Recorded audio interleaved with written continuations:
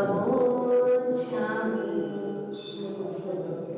नमो अरिहन्तारं नमो सिद्धारं नमो हरियारं नमो अजयारं नमो लोय सवशामूढम्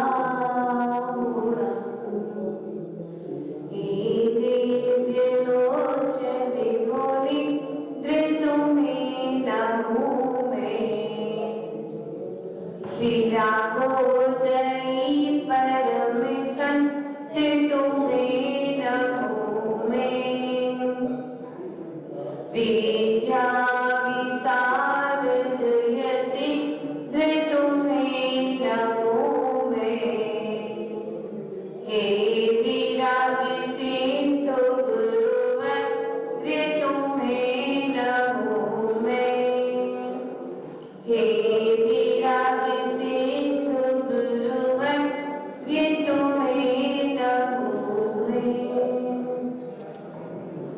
जय बोलिए हरियाणा सिद्ध परमेश्वरी भगवान की मुल्ला की कल्याण श्री चंद्र भगवान की गुरुना गुरुवाचर गुण सर्व विमल सागर जी महामुनि राज की तपस्वी सम्राट अजय संगति सागर जी महामुनि राज की गणाचल कुलदीप श्री शरण विराट सागर जी महामुनि राज की अहिंसामयी जय धर्म की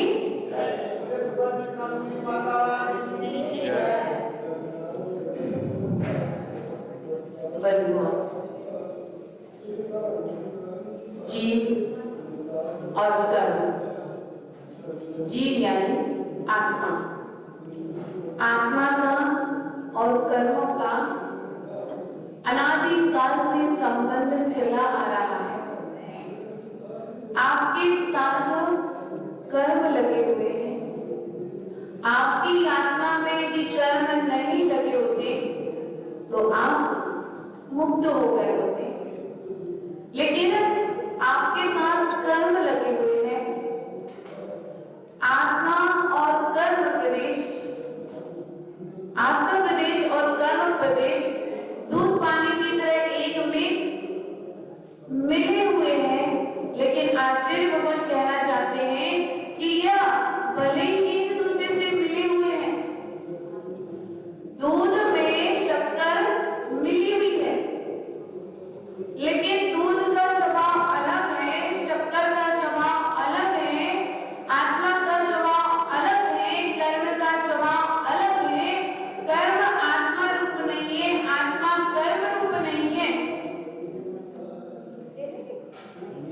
आत्मा में कर्म मिले होने पर भी, आत्मा में कर्म मिले होने पर भी आत्मा कर्म रूप नहीं है। आत्मा का स्वभाव अचिंत्य है। आत्मा का स्वभाव मुक्ति को प्राप्त करना है, और कर्म का स्वभाव संसार में परिभ्रमण करने वाला है। स्वभाव अलग अलग है। आपके जो कर्म हैं उन्हें आप अपना कभी मत समझना, क्योंकि आपका स्वभाव तो है ही नहीं जिसे आपने अपना स्वभाव मान के रखा है। आपका स्वभाव तो ज्ञान और दर्शन है। 500 मुनिराजों को घानी में बेला जा रहा है, कोलों में बैल बंधे हुए हैं, घूम रहे हैं, उनकी आंखों से अश्रु निकल रहे हैं, जल्लाद खड़े हुए हैं। एक के बाद एक मुनिराज को घानी में डाला जा रहा है। हड्डियां चूर चूर होके निकल रही हैं। सब देख रहे हैं, मुनिराज भी देख रहे हैं। मेरा नंबर भी आने वाला है, मेरा नंबर भी आने वाला है, ये भी देख रहे हैं, लेकिन चेहरे पर फिक्र नहीं है, घबराहट नहीं है, चिंतन चल रहा है। चिंतन चल रहा है जो चीज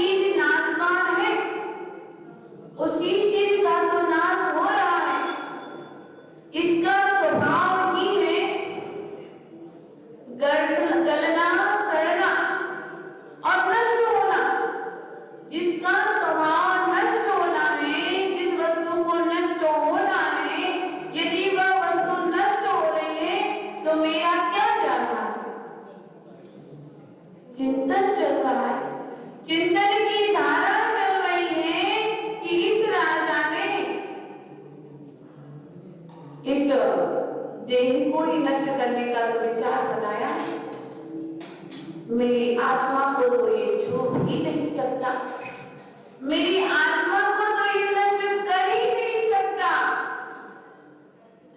यह पुद्गल आज यह पुद्गल मेरे कर्मों को नष्ट करने में सहयोगी बन गया। पुद्गल के साथ साथ आज मेरे कर्म भी नष्ट होंगे। क्या चिंतन चल रहा है? पुद्गल के साथ साथ कर्म भी नष्ट होंगे। अंतरंग में प्रसन्नता है। अंतरंग में प्रसन्नता किस बात की है? मेरी आत्मा सुरक्षित है, मेरी आत्मा का इसने कुछ नहीं बिगाड़ा, और मेरी आत्मा का कुछ नहीं बिगाड़ा तो मैं इस आत्मा के सहयोग से पुनः कर्मों को क्षय करने के लिए उपक्रम कर सकूंगा। अंतरंग में क्षमा भाव है।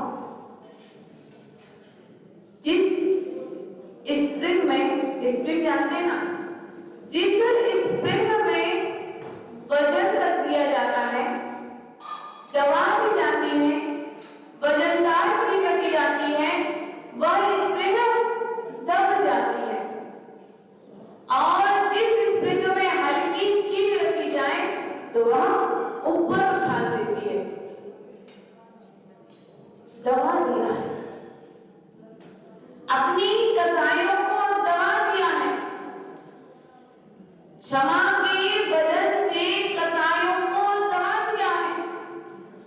चिंतन चल रहा है, जिसका जो स्वभाव है वह वही कार्य तो करेगा। दुष्ट का जो स्वभाव है, दुष्ट वैसा कार्य करेगा, और साधु का जो स्वभाव है, साधु तदनुरूप वैसा ही कार्य करेगा। पूज्य गुरुदेव जब बाल अवस्था में थे, नदी के किनारे बैठे थे। नदी में एक बिच्छू डूब रहा है, छोटा सा बालक उसे बार बार निकाल रहा है। सूरज बिच्छू डंक मारता है और हाथ से छूट जाता है, और हाथ से छूट के जैसे ही डूबने लगता है तो वो बालक फिर बिच्छू को निकालता है, वह बिच्छू फिर डंक मारता है और फिर गिरने लगता है। वहां से एक सज्जन पुरुष निकले और बोले, बेटा ये क्या कर रहे हो? क्यों इसे निकाल रहे हो? तुम्हारे लिए बार बार काट रहा है, डंक मार रहा है, परेशान कर रहा है, छोड़ दो उसे, उसे छोड़ दो, उसकी करनी हो जाए। बालक ने कहा, उसका स्वभाव ही काटने का है तो वो काटेगा, लेकिन मेरा स्वभाव तो जीव रक्षा का है, मैं जीव की रक्षा करूंगा। जब वो अपने स्वभाव को नहीं छोड़ रहा है तो मैं अपने स्वभाव को कैसे छोड़ दूं? यदि इतना चिंतन हमने कर लिया, इतना चिंतन हमने कर लिया, तो आप दूध में से पानी को अलग कर सकते हैं, अपनी आत्मा में से कर्म को अलग कर सकते हैं, क्योंकि आपकी आत्मा का स्वभाव कर्म रूप नहीं है। आपकी आत्मा का स्वभाव ज्ञान दर्शन रूप है। यदि इतना आपको आभास हो गया तो आचार्य भगवान कह रहे हैं, आपके लिए यह संसार क्षण भंगुर लगने लग जाएगा। समाधि मरण पड़ते हैं, अपनी मौत सामने देख रहे हैं महाराज, सामने मौत खड़ी है, घबराहट नहीं है। आपके सामने मौत खड़ी हो तो आप लोग घबराते हैं, रोते हैं, चिल्लाते हैं। वो मुनिराज जो प्रसन्न हो रहे हैं और अपनी मौत को महोत्सव बना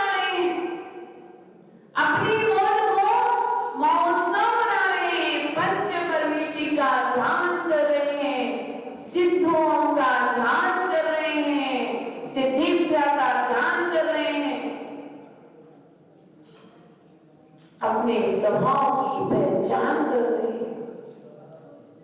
अंतरंग में चल रहा है। बाल्यकाल से अब तक मैंने जो सेवा की हो, देना चाहो प्रभु आप तो बस इतना वर दो। श्वास श्वास अंतिम श्वासों में, श्वास श्वास अंतिम श्वासों में रमोकार भर दो। मेरा अंतिम मरण समाधि तेरे दर पर हो। हे भगवान, अंतिम श्वासों तक तेरा नाम मेरे अंतरंग में है। मैं अपने मरण को महोत्सव में बदल सकूं, ऐसा चिंतन चल रहा है। ऐसा चिंतन चल रहा है कि मेरा स्वभाव तो मेरे में है। मेरे स्वभाव को कोई मुझसे छीन नहीं रहा है। मेरे स्वभाव को कोई नष्ट नहीं कर रहा है। और नष्ट होने वाली वस्तु को यदि कोई नष्ट कर भी दे तो मुझे उससे क्या मतलब? कोई मतलब नहीं। जो वस्तु नष्ट होना है उससे राग कैसा? जो वस्तु नष्ट होना है उससे राग कहना कैसा आश्चर्य हुआ।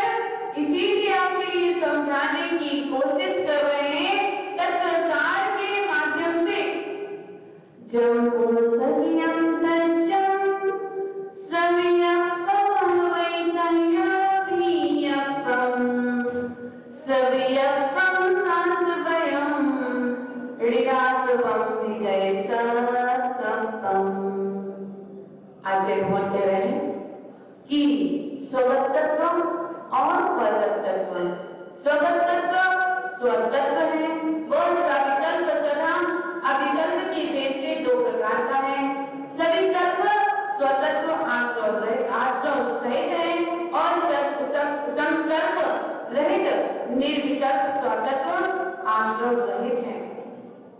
हमें आश्रय रहित बनना है। हमें अपनी क्रिया को आश्रय रहित बनाना है। आश्रय करते करते करते करते बहुत समय बीत गया। अब हमें आश्रय नहीं करना है। हमने बहुत दुख भोग लिए, अब हमें दुख नहीं भोगना है। अब तो हमें सुखी बनना है। और सुखी बनने के लिए क्या करना होगा? दो नन्हे नन्हे बालक बड़े दुखी हैं, बहुत दुखी है। मंदिर के द्वार पर बैठे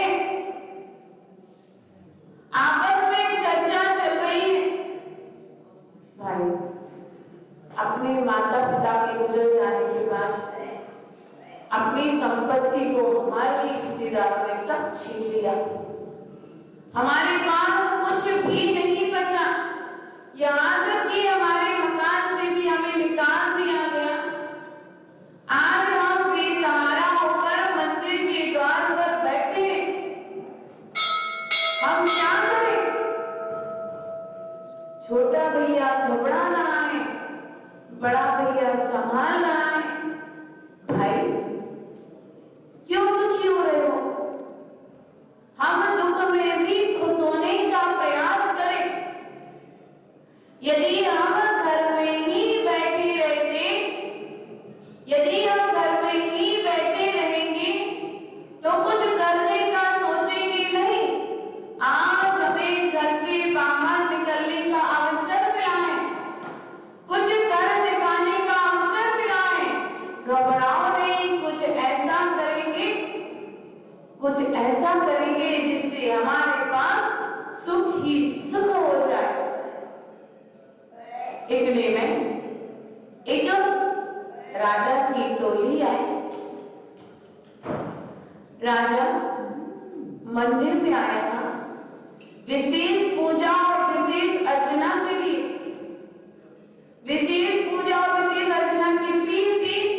संगमेर शिखर की यात्रा को जाना है।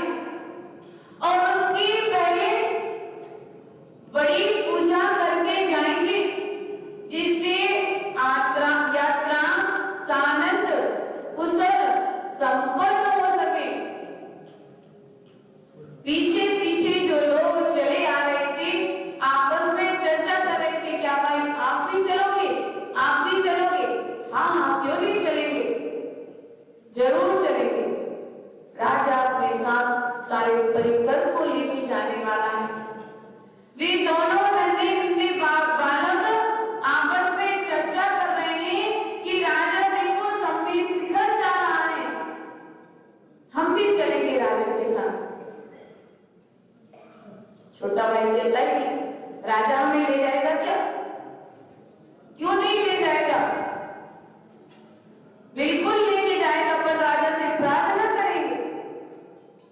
जैसे ही राजा लौटता है, दोनों बच्चे राजा से विनती करते हैं, ये राजा, आप संगमेश शिखर जी की यात्रा के लिए जा रहे हैं, ऐसा हमने सुना है, हमारी भी भावना हो रही है, हम भी शिखर जी आपके साथ जाना चाहते हैं। हमें आप अपनी सेवा का अवसर दीजिए, हम आपकी रात दिन सेवा करेंगे, आपका काम करेंगे, और मजदूरी में हमें कुछ भी नहीं चाहिए, मात्र आप 2 समय का भोजन दे देना। राजा विचार करता है, इतने सारे लोग यात्रा में जा रहे हैं, इतने सारे लोग भोजन करेंगे, 2 बच्चे भी कर लेंगे तो क्या बिगड़ने वाला है? और राजा ने सहर्ष उनके लिए हाँ कह दिया। बड़े खुश हैं दोनों बालक, बड़े उछल रहे हैं। थोड़ी ही देर पहले दुखी थे और कुछ समय बाद ही खुश हो गए।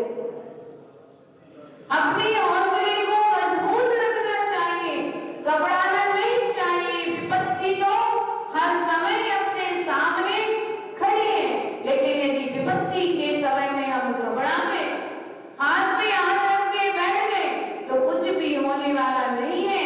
कोई ना कोई पुरुषार्थ अवश्य करना चाहिए, कोई ना कोई उपाय अवश्य खोजना चाहिए। बच्चों ने उपाय खोज लिया और राजन के साथ संगमेश शिखर जी की यात्रा के लिए निकल गए।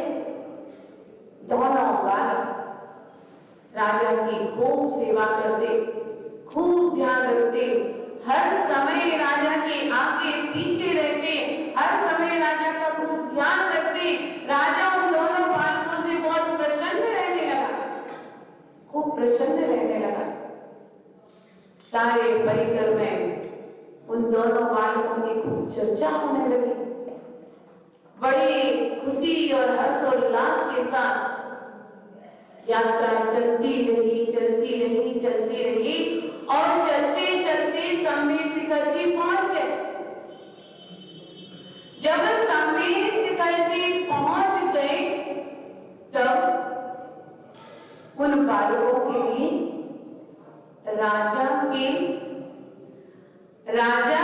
कमरे के बाहर ड्यूटी दे दी। आपको यहाँ पर राजा का हर समय ध्यान रखना है, राजा के हर कार्य में सहयोगी रहना है।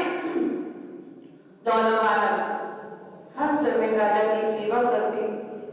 राजा और सारा परिकर सुबह सुबह यात्रा के लिए निकलते, 4 बजे पहाड़ पे चढ़ जाते और दोनों बालकों से कहते कि राजा की वसति का ध्यान रखना, कोई यहाँ आ ना जाए, इसका ध्यान रखना। वो बालक पहाड़ पे नहीं चढ़ पाए। देखते ही देखते 15 दिन बीत गए। देखते ही देखते 15 दिन बीत गए। अब जाने की तैयारियां शुरू होने लगी, सामान सिमटने लगा, बच्चों को घबराहट होने लगी। भैया हम यहाँ तक तो आए, क्या भगवान के दर्शन किए बिना ही लौट जाएंगे? नहीं, कुछ ना कुछ उपाय तो खोजना पड़ेगा। और जैसी ही रात्रि में राजा सोता है, दोनों बच्चे विचार बनाते हैं कि हम वंदना करने चलेंगे और भगवान से प्रार्थना करते हैं, भगवान हम राजा को आपके सुपुर्द करते करते जाते हैं, आप राजा की रक्षा करना, उसका ध्यान रखना। हम दर्शन करना चाहते हैं, हम पहाड़ पे जाना चाहते हैं। और बस निकल गए। उनके पास कुछ मक्के के दाने थे, उन मक्के के दानों को लेकर पहाड़ पे चढ़ने लगे। बड़ी खुशी, बड़े हर्ष, बड़े उल्लास से दौड़ते भागते चले जा रहे थे, चले जा रहे थे, चले जा रहे थे। और जैसे ही चौपड़ा कुंड दिखने लगा और कहा कि देखो भैया, चौपड़ा कुंड आ गया। चैनल के बाहर से ही, चैनल लगा हुआ था, चैनल के बाहर से ही भगवान को देखा। पार्श्व प्रभु का अर्घ चढ़ाया, जो मक्के के दाने हाथ में थे उनको भगवान के चरणों में चढ़ा दिया और आगे बढ़ गया। आगे बढ़कर गौतम स्वामी की टॉप आई, इसके दर्शन किए, 3 परिक्रमा की, भाव सहित वंदन किया, कायोत्सर्ग किया और आगे बढ़ते बढ़ते बढ़ते बढ़ते सारी वंदना की, बड़े भक्ति भाव से वंदना की। जब भाव से वंदना होती है थकान का भी पता नहीं चलता। सारी वंदना करके नीचे आ गए। राजा की आंख खुलने के पहले बालक नीचे आ गए और अब राजा की बारी आई। राजा चले पहाड़ पर और जब राजा पहुंचा चौपड़ा कुंड पर तो देखा कि यहाँ पर कोई रत्न चढ़ा के गया है। 4 रत्न कोई चढ़ा के गया है। गौतम स्वामी की टॉप पे पहुंचे, वहां भी चढ़ा था। कुंथुनाथ की टॉप पर पहुंचे, वहां भी चढ़ा था। नेमिनाथ की टॉप पे पहुंचे, नवीनाथ की टॉप पे पहुंचे, हरिनाथ की, श्यामनाथ की, पदम प्रभु की जिस टॉप पर पहुंचते जा रहे सब जगह रत्न चढ़े थे। ऐसे बहुमूल्य रत्न चढ़े थे। राजा ने कहा मेरे पहले यहाँ कौन दर्शन करके गया है, कौन इन बहुमूल्य रत्नों को चढ़ा के गया है? कौन चढ़ा के गया होगा? हमसे पहले कौन दर्शन करके गया? किसी को नहीं पता। चर्चा का विषय बन गया। आखिर कौन आया पहाड़ पे, कौन दर्शन करके गया? कोई देव आया क्या वंदना करने? कौन आया आखिर यहाँ पर इतने दिव्य रत्नों को चढ़ा के गया? दूसरे दिन पुनः बच्चों ने सलाह की। जब राजा पहाड़ पे गया था तब बच्चों ने विश्रांति कर ली थी। दूसरे दिन फिर दूसरी रात्रि को फिर तैयार हो गए। भैया चलो एक बार जो संगमेश शिखर जी की वंदना कर आए, उसके बार बार जाने के भाव होते हैं। जब मैं पहली बार गई थी, पहली वंदना करके आई थी, अंतरंग में इतनी खुशी थी। दूसरे दिन पुनः गए, तीसरे दिन फिर गए और चौथे दिन अब तो माता पिता कहने लगे कि बेटा घर वापस चलना है। हमने पूछा कितने बजे, तो बोले 3 बजे यहाँ से गाड़ी जाती है तीसरी के लिए और 6 बजे वहां से ट्रेन है। हमने कहा 3 के पहले आ जाएंगे, आप चिंता नहीं कीजिए, लेकिन हम वंदना को जरूर जाएंगे। एक बार जो जाए बार बार जाने के भाव होते हैं। क्यों? वहां की वर्णना का ऐसा प्रभाव है, जैसे चुंबक का प्रभाव होता है अपनी ओर आकर्षित करने का, ऐसे ही सो वर्णनाओं का भी ऐसा प्रभाव होता है अपनी ओर आकर्षित करने का। भगवान में क्या है, मंदिर में क्या है, जो आप रोज रोज खींचे चले आते हैं। इतनी ठंड पड़ रही, इतना कोहरा हो रहा है और फिर भी आप सुबह सुबह नहा धो के चले आते हैं। आखिर क्यों? यहाँ का ऐसा प्रभाव है, यहाँ का प्रभाव आपको खींच रहा है। उन बालकों के लिए उन टॉपों की याद आ रही है, वहां की वर्णनाएं उन्हें खींच रही है और वे बालक पुनः दूसरी बार पुनः चढ़ते हैं। फिर मक्के के दाने चढ़ा के आते हैं और राजा फिर देखता है आज फिर कोई मेरे से पहले वंदना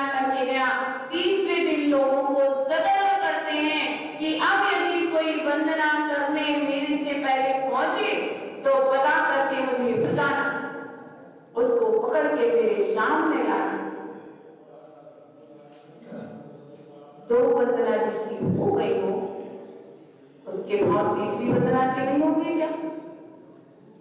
उन बालकों की बहुत भावना थी कि भैया 2 वंदना हो गई है, 1 वंदना में करना ही करना है, चाहे कुछ भी हो जाए। डांट खाना है तो खा लेंगे, कोई बात नहीं, लेकिन वंदना करने अवश्य जाएंगे। जो होगा सो देखा जाएगा, लेकिन वंदना तो कर लिया। पहुंच गए वंदना करने, वंदना कर रहे थे, लोग चुपके देख रहे थे।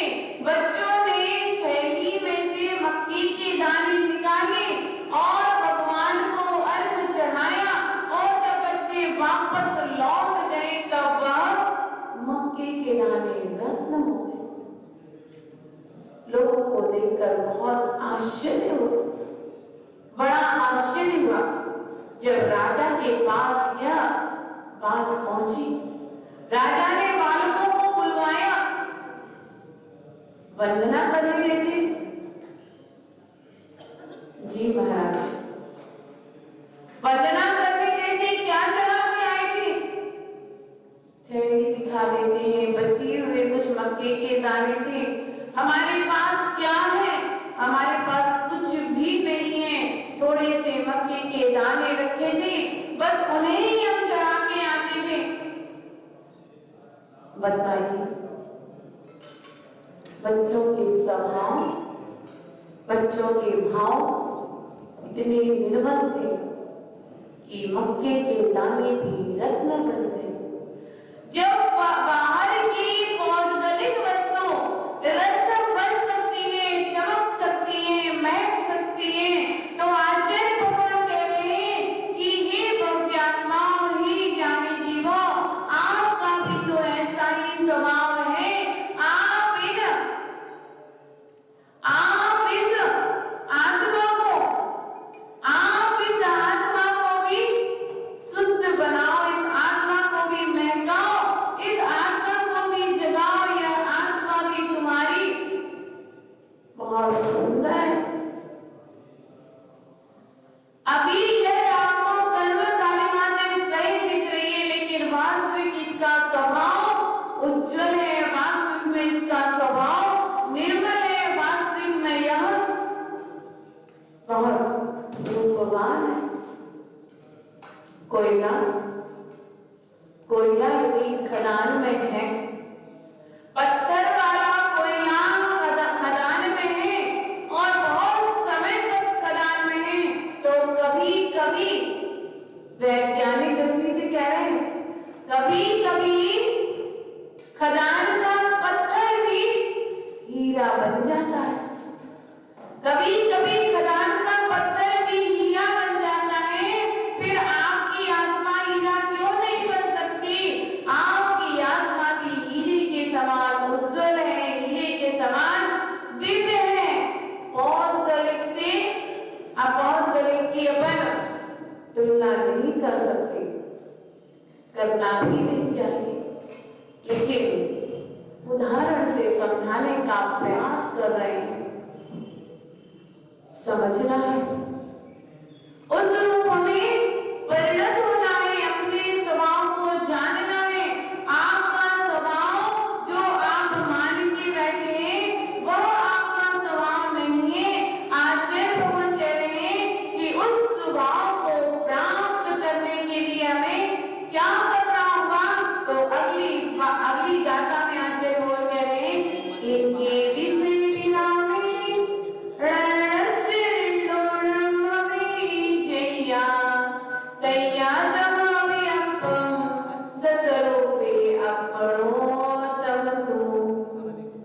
आचार्य भगवान कह रहे हैं कि जब इंद्रियों के विषयों का विराम अर्थात निरोध हो जाता है, तब मन का निर्मूलन होता है और तभी वह निर्विकल्प स्वगत तत्व प्रकट होता है और वह आत्मा का अपने स्वरूप में अवस्थान होता है। आचार्यों के कहने का मतलब है कि इंद्रियों के विषयों को विराम दीजिए, इंद्रियों के विषयों को निर्मूल नष्ट कर दीजिए। जब तक आप इसे नष्ट नहीं करेंगे, तब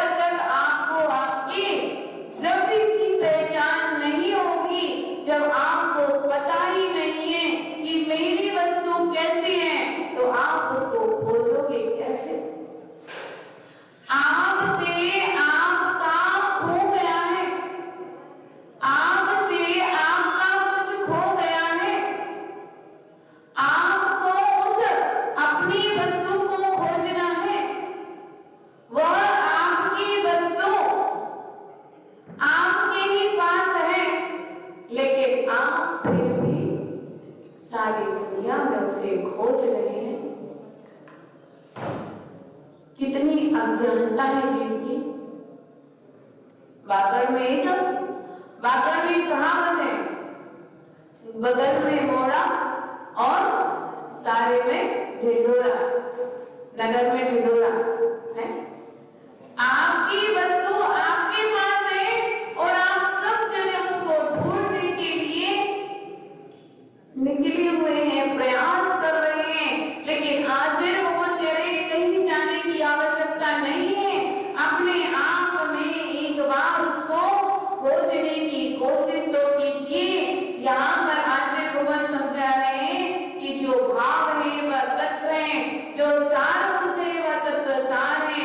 जीव अनादि अनंत तत्वों में से एक स्वगत तत्व है और शेष सब परतत्व तत्व है। हे ज्ञानी, स्वतत्व की प्राप्ति के लिए परतत्व हे भी है और उपादेय भी है, किंतु आचार्य भगवान लिखते हैं हम सबको परतत्व तत्व में यहाँ पर नहीं कहूंगा, क्योंकि जो है उसे मैं कहना नहीं चाहता, उसे मैं तत्व ही नहीं मानता। जो छोड़ने योग्य है, वास्तव में जो छोड़ने योग्य है वह तत्व कैसे हो सकता है? ना वह स्वतत्व है ना वह परतत्व है, वह तो कुतत्व है। इसीलिए आचार्य भगवान ने कुतत्व को यहाँ पर नहीं रखा, परगत तत्व को यहाँ नहीं रखा, स्वतत्व को रखा है। स्वतत्व आचार्य भगवान कहते हैं कि दो प्रकार का होता है, एक सविकल्प और एक निर्विकल्प। आपको किसका विकल्प है? किसका विकल्प है? स्व का या पर का? वास्तविकता में संसारी प्राणियों को स्व का विकल्प बहुत कम है, पर का विकल्प अधिक है। यदि स्व का विकल्प हो जाए तो पर का विकल्प आपका समाप्त हो जाएगा, लेकिन आप पर के ही विकल्प में हमेशा लगे रहते हैं। पर के विकल्प की हमेशा आपको चिंता रहती है। आचार्य भगवान यहाँ कह रहे हैं, इसीलिए यहाँ पर यह कुतत्व कहा है। आचार्य ने कुतत्व को नहीं रखा, परगत तत्व को यहाँ नहीं रखा, स्वगत तत्व को रखा है। और आत्मा हमारी स्वतत्व है। अनंत सिद्धाचार्य उपाध्याय पंच परमेश्वरी परगत तत्व है, किंतु परगत तत्व होने के बाद भी शुभ तत्व है, श्रेष्ठ तत्व है। पंच परमेश्वरी की आराधनाओं से मेरी आत्मा के लिए सम्यक दर्शन, सम्यक ज्ञान और सम्यक चारित्र में हेतु बन सकता है, इसलिए सुतत्व है। परमेष्टि वाचक एक अक्षर भी ध्यान करने योग्य है, पाप का संबर करता है और पापों की निर्जरा भी करता है। लेकिन कब? जब आप उसे आत्मा का तत्व मानेंगे, तब जब उसे अपना तत्व मानेंगे, तब जब आप समझेंगे कि ये पंच परमेश्वरी मेरा हित करने वाले हैं, मेरी आत्मा की रक्षा करने वाले हैं, तब यह स्वतत्व आपके साथ है। अथवा इनको आप परतत्व ही देखते रहोगे, अपने आप में अपने आप को भूल बैठे हो। आचार्य भगवान कह रहे हैं अपने आप में अपने आप को देखो, अपने आप में अपने आप को निहारो और एक बार अपने आप की पहचान करो। आप जिसे देख रहे हैं वह आपका है नहीं, आप जिसे नहीं देख रहे हैं वह आपका है। इसीलिए समझ जाओ, आपका स्वभाव रक्षा करने का है, आपका स्वभाव रक्षा करने का है। रक्षा किसकी करना है? आपको स्वतत्व की रक्षा करना है या परतत्व की रक्षा करना है? किसकी रक्षा करना है? स्व की रक्षा करना है। और यदि आपको स्व की रक्षा करना है तो फिर हमें स्व की रक्षा के लिए मोक्ष शास्त्र पर ध्यान देना